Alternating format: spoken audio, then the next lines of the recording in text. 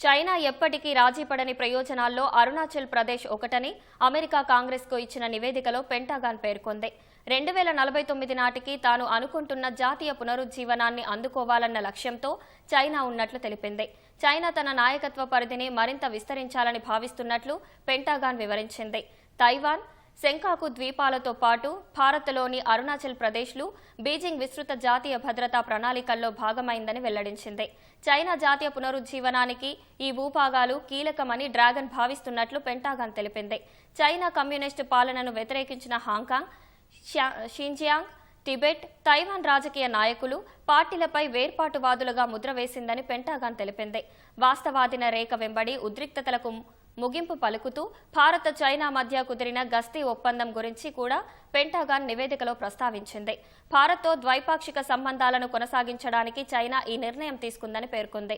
America, Bharat సంబంధాలు మరింత బలపడకుండా ఉండేలా చైనా జాగ్రత్త పడుతోందని పెంటాగాన్ వివరించింది.